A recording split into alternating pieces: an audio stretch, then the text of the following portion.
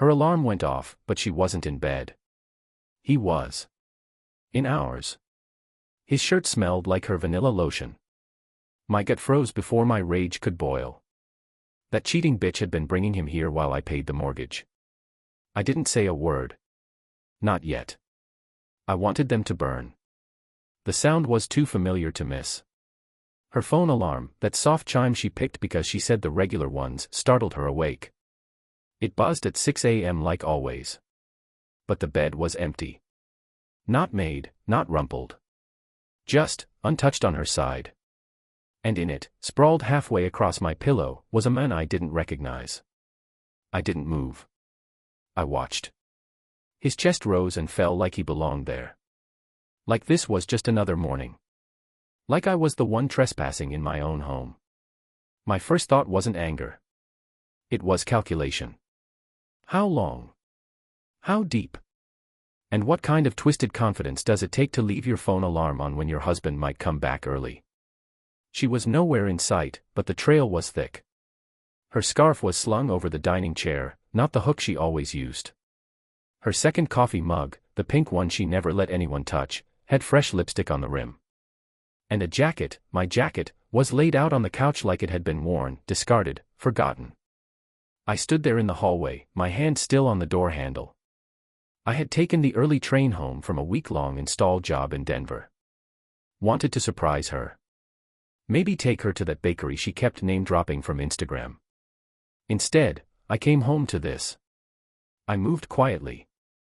Slid my shoes off without a sound. Walked past the hall mirror, caught my own face in it, blank. Frozen. Controlled. Then I turned the corner toward the kitchen. She was there. Not panicked. Not crying. Just pouring cereal into a bowl like it was any Tuesday. Her robe was slightly open, her legs bare. And not in the way I remembered. Not in the way that was meant for me.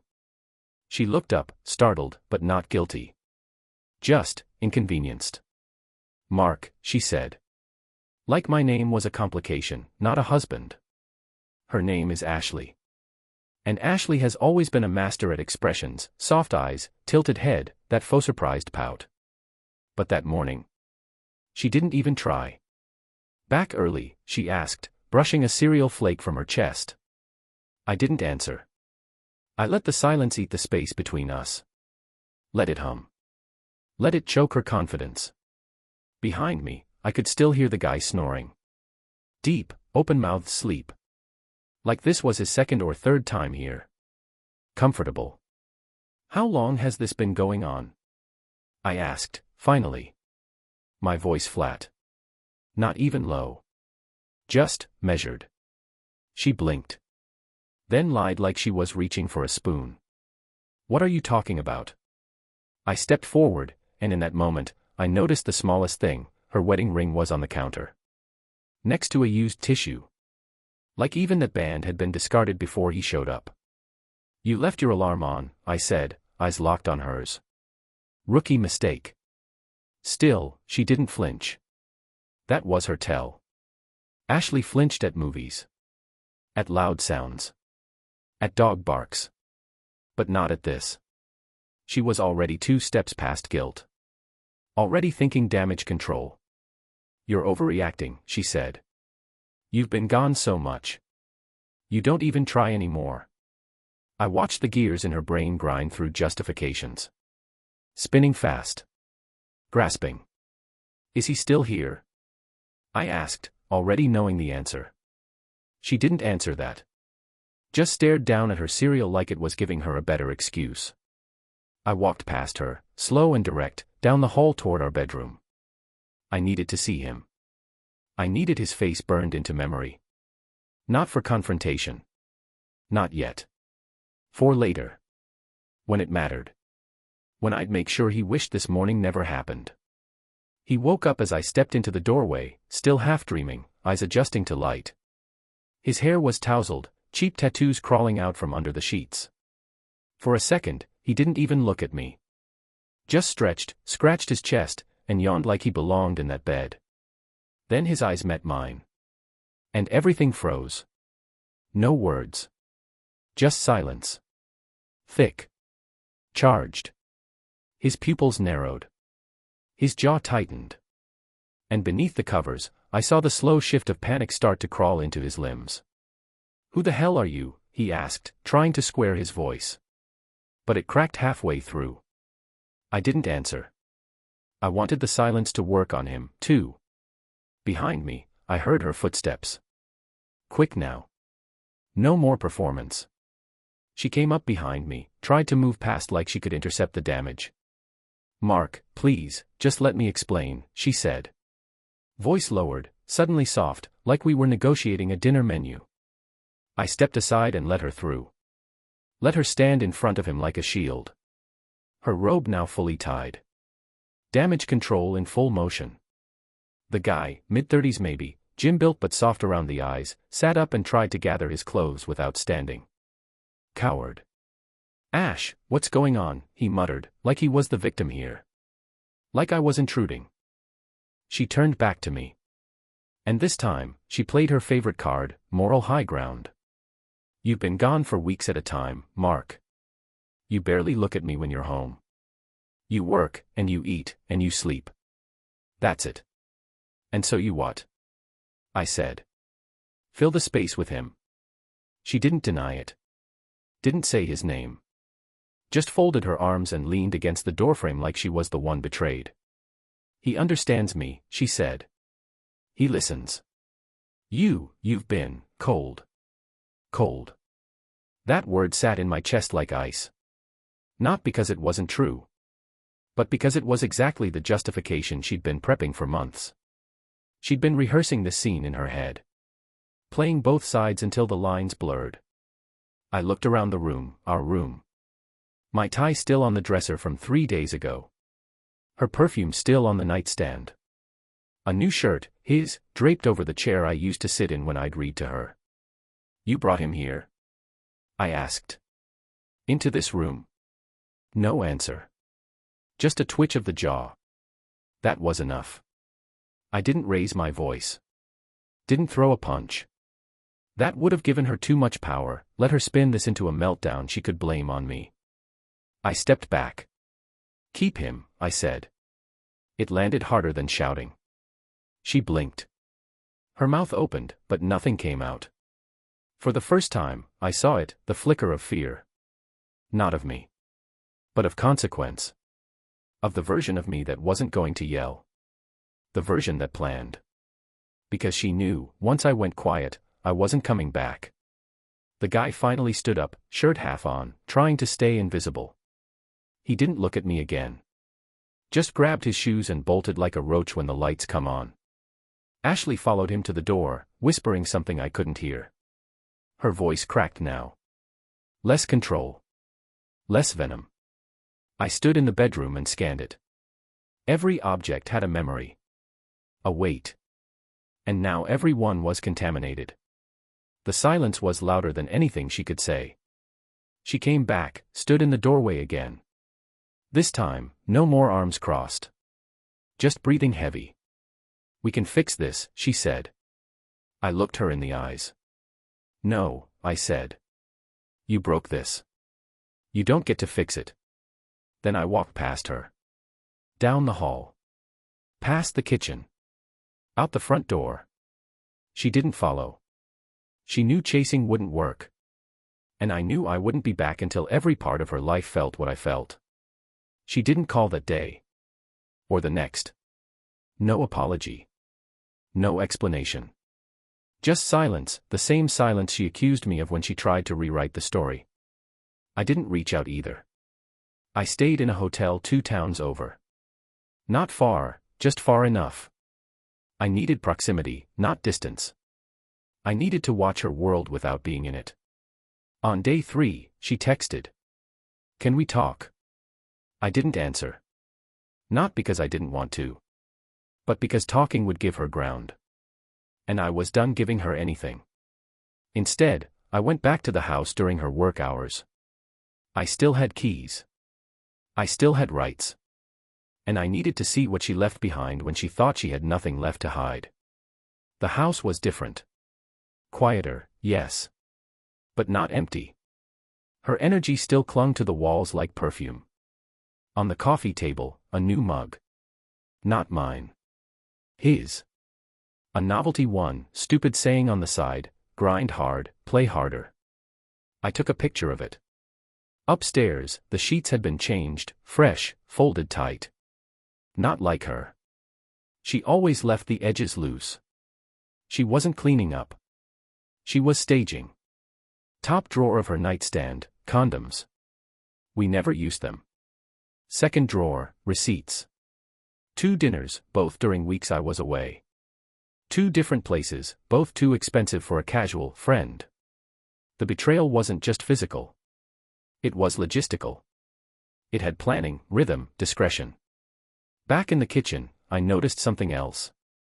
The calendar, the dry erase one she hung by the fridge, had initials marked on a few dates. JM, in light green marker. 2 Fridays and a Tuesday. I stared at it for a long time. Then I opened her laptop. Still logged in. No password change. That was her tell, arrogance disguised as routine.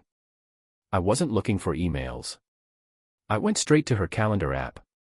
And there it was again. JM, dinner.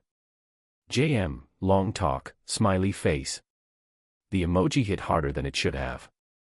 She was seeing him before the Denver trip. She was scheduling intimacy.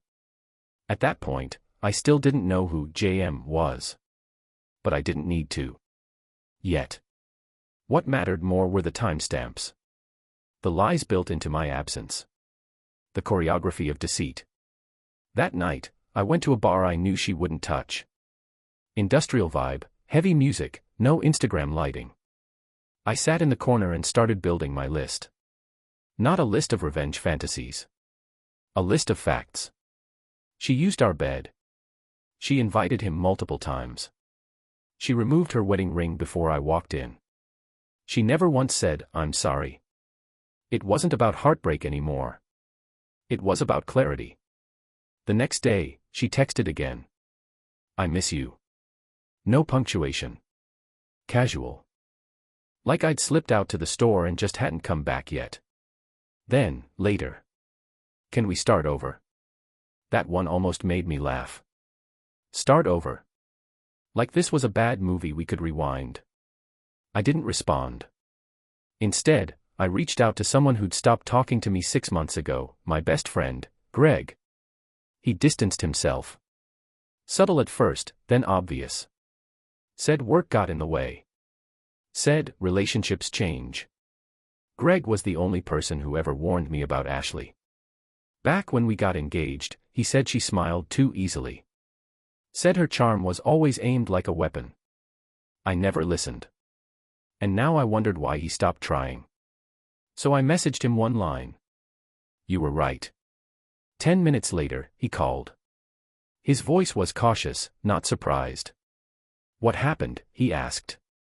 "She's cheating," I said. "In our house." While I was gone. Silence. Then, with who? "Don't know yet," I said. "But I will." He let out a breath. Long, heavy. "You want help?" he asked. I paused. Then nodded, even though he couldn't see me. "Yeah," I said. "Let's start with who JM is." Greg came over the next night. He didn't bring beer. Didn't joke. Didn't try to soften anything. That's why I asked him. He knew when to shut up and dig in. We sat across from each other in the cheap hotel room I'd turned into my war bunker. His laptop open, my notes scattered. And between us, the printed calendar pages, blown-up screenshots, and the photo of that pathetic mug, grind hard, play harder. JM, I said. Initials. Not in her contact list. But all over her calendar for the last 2 months.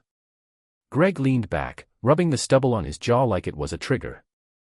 "She ever talk about her office much?" he asked. "No," I said. "Never brought it home." Said it was stressful.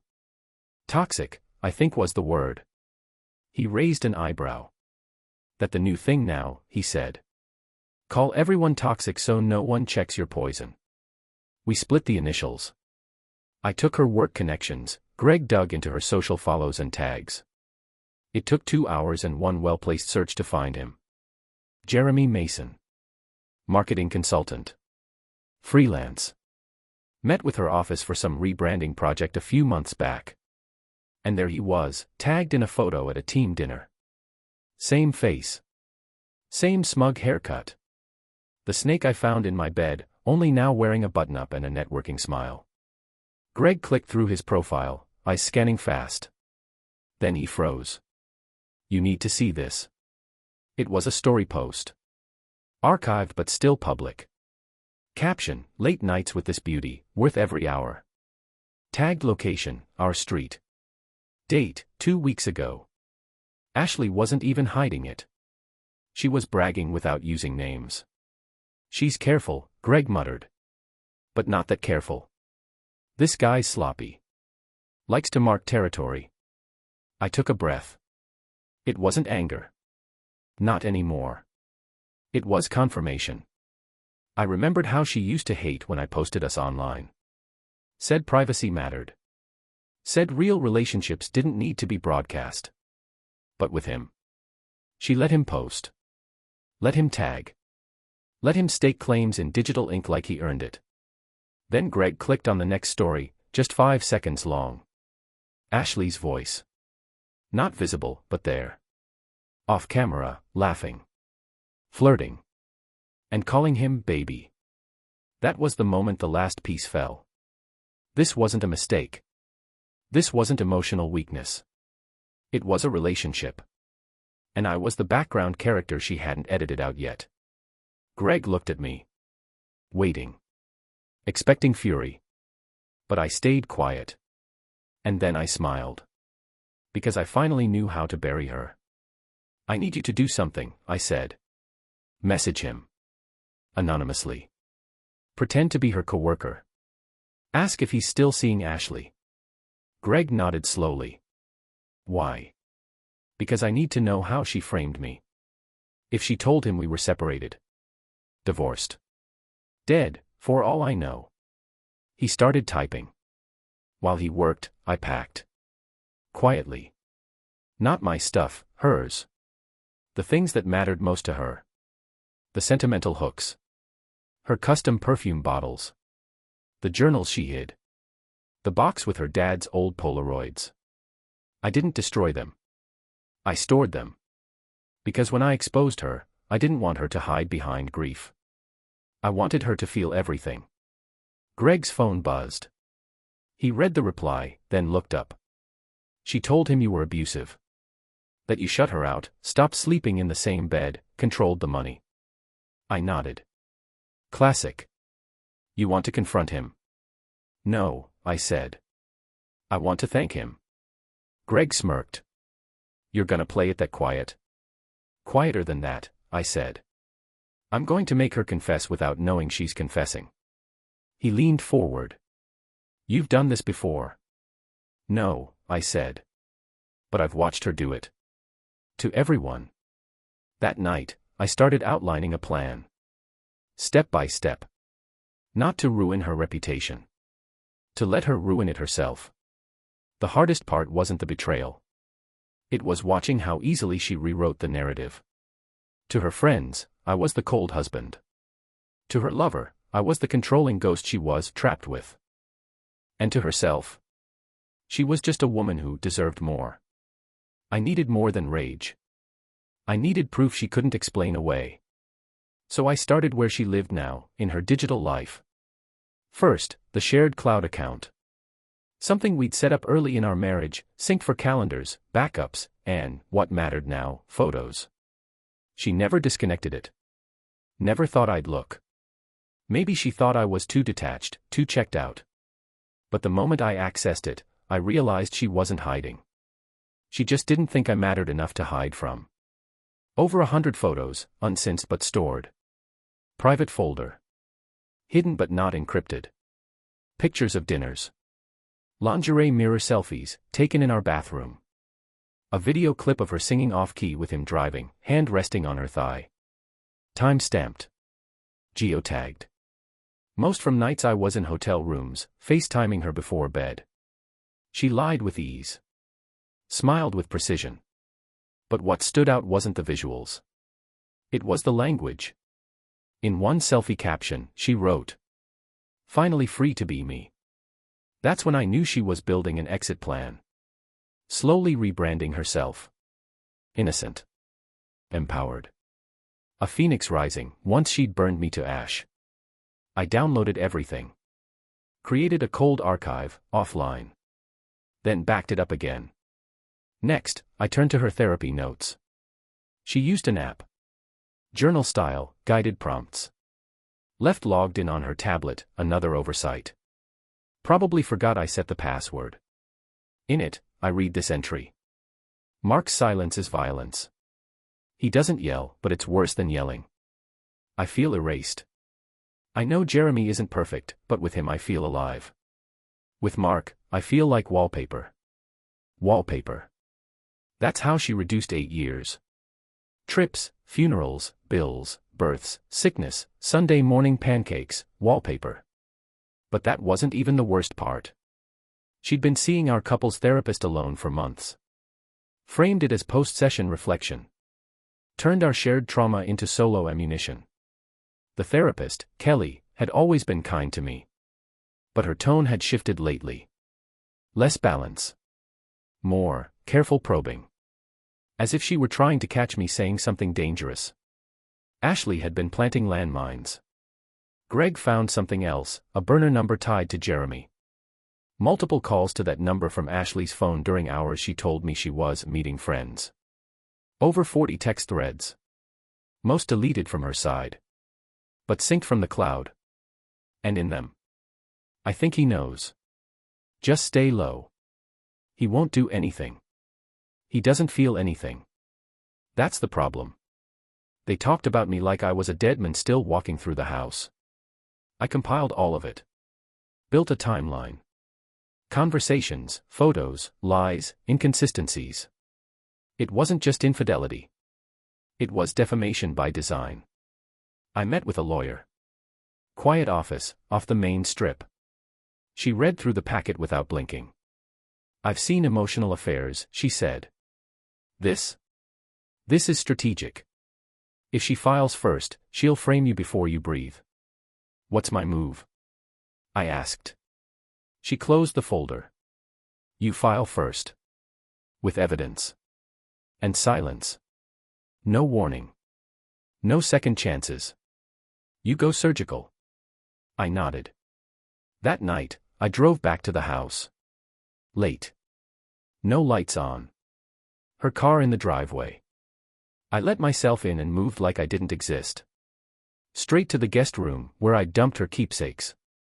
I added one more thing to the pile, a note. It just said. I read everything. I see you now.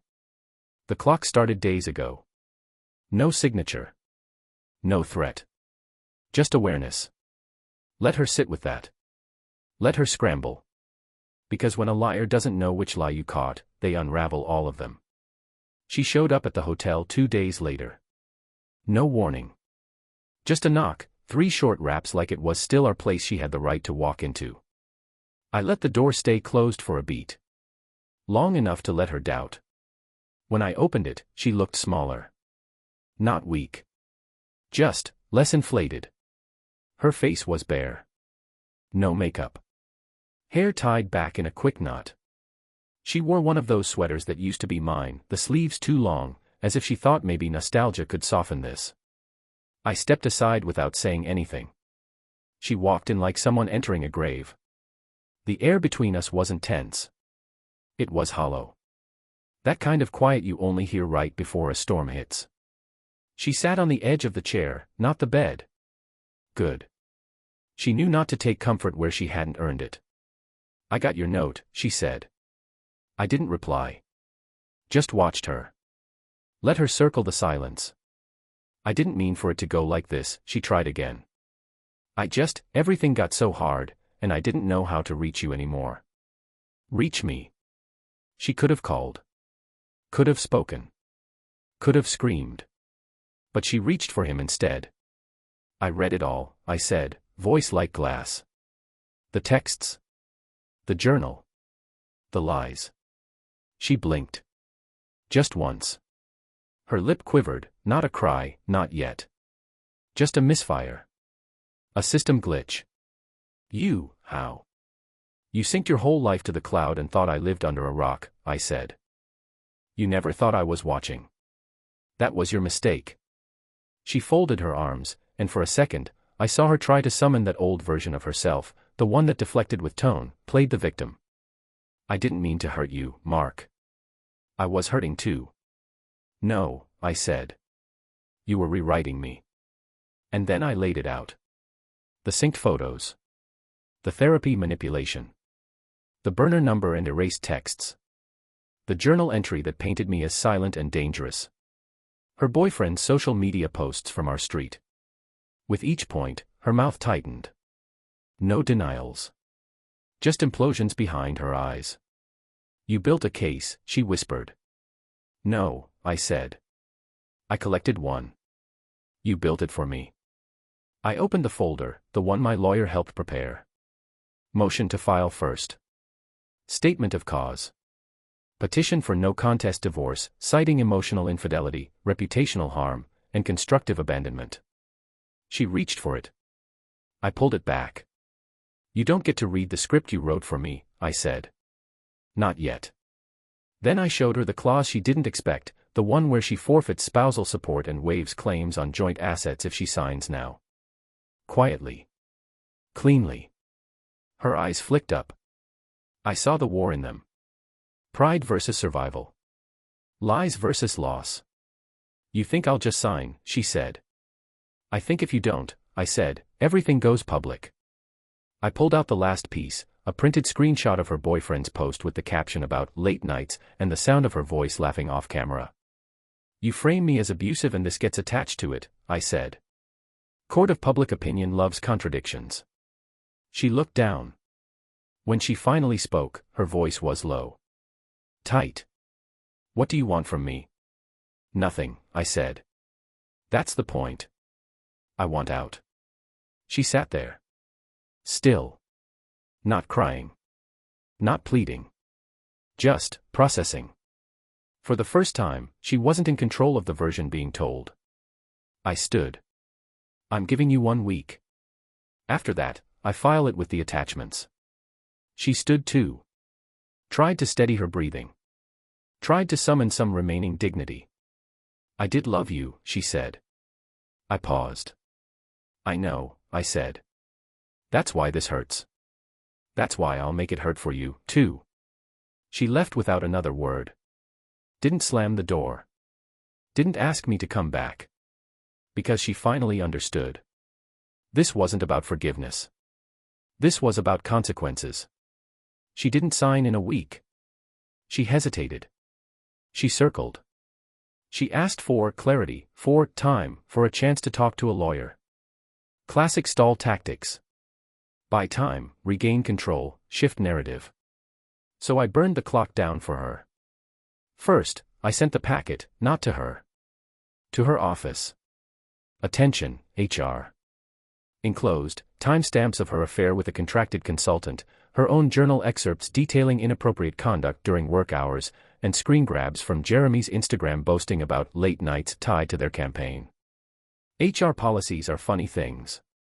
One line crossed in the wrong context and the fallout snowballs fast. Fraternization, bias, favoritism, words like liability and negligence start to hiss through boardroom walls. Second, I mailed the second copy, sealed in a manila envelope, no return address, to Jeremy's fiancée. Yeah. That part hadn't come up yet. Turns out, JM wasn't single. Just a snake in a different garden. His Instagram showed no posts with her, but her Pinterest wedding board was still active. Last pin. Custom napkins with their wedding date, October 14th. She got the photos. The call logs. The calendar notes. She responded faster than Ashley ever did. An email. No subject line. Just one line of text. Thank you for showing me. That was enough. Third, I changed the locks. She came home on a Tuesday night to a deadbolt that didn't recognize her key.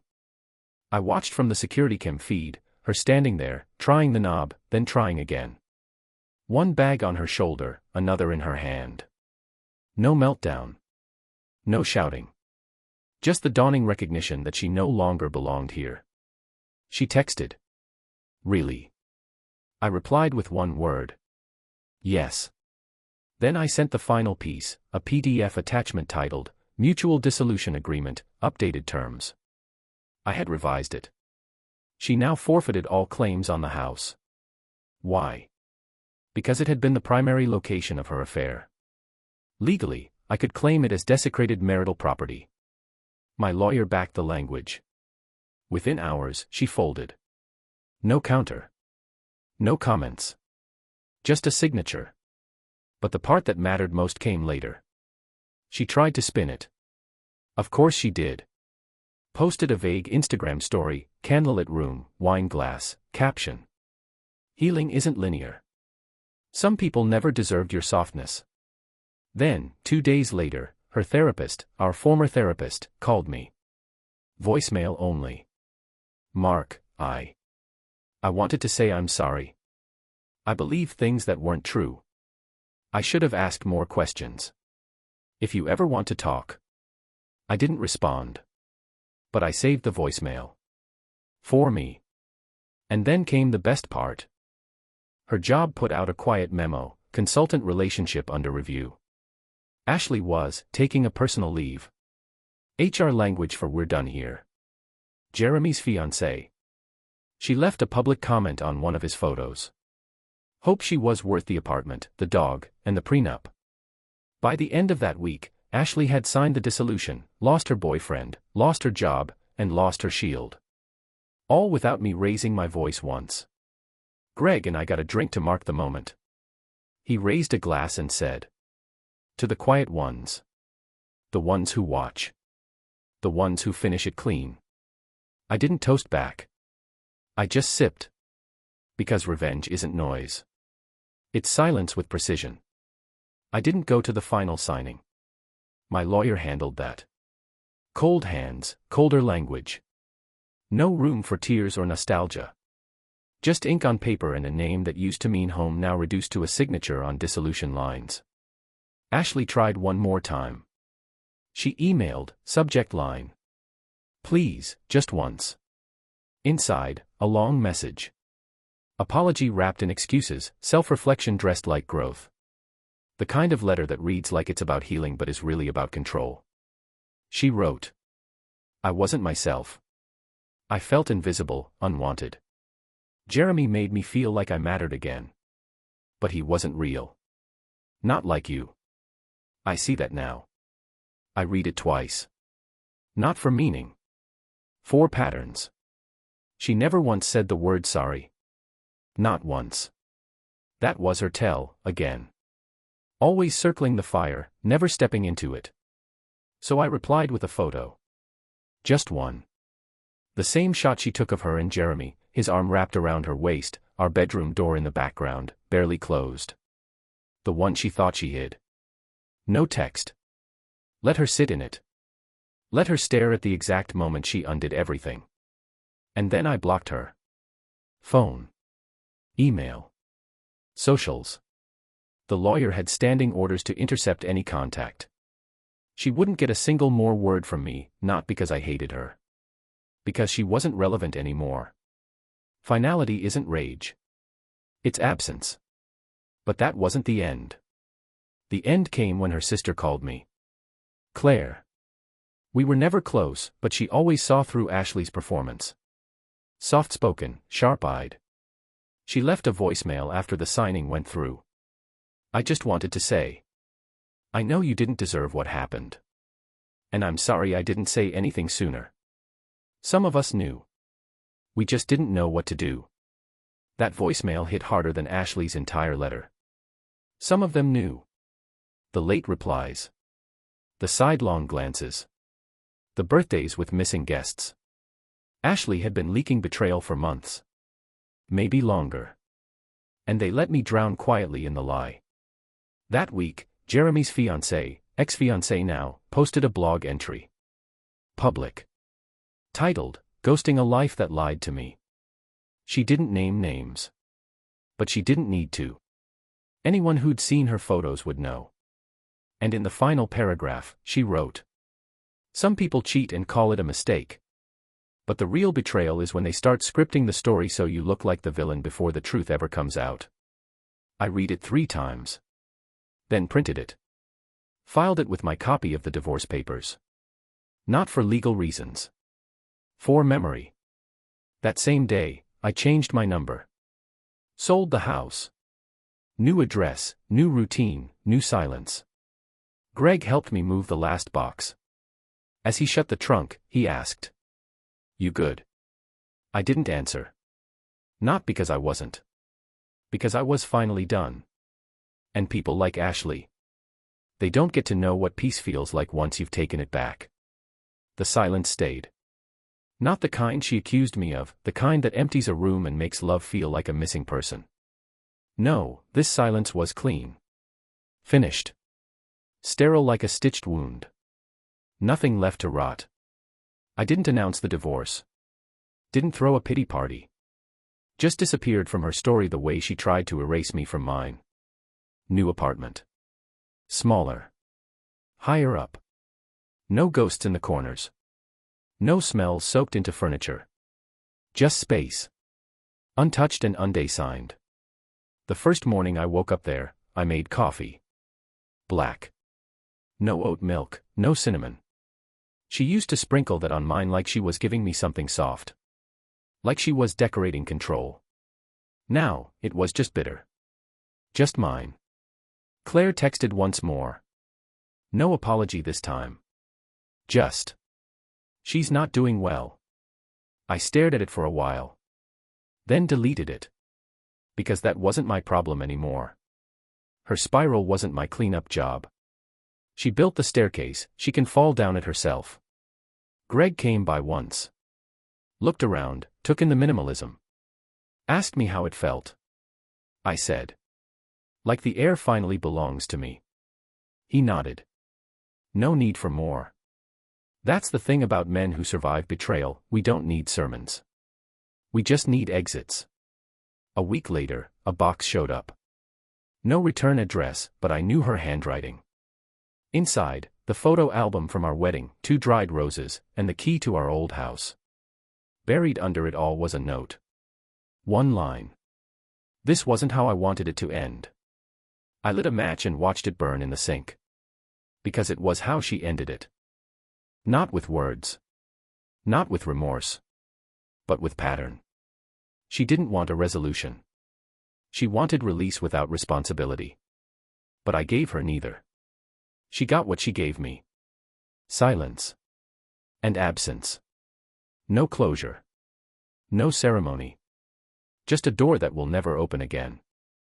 And a man on the other side who doesn't look back.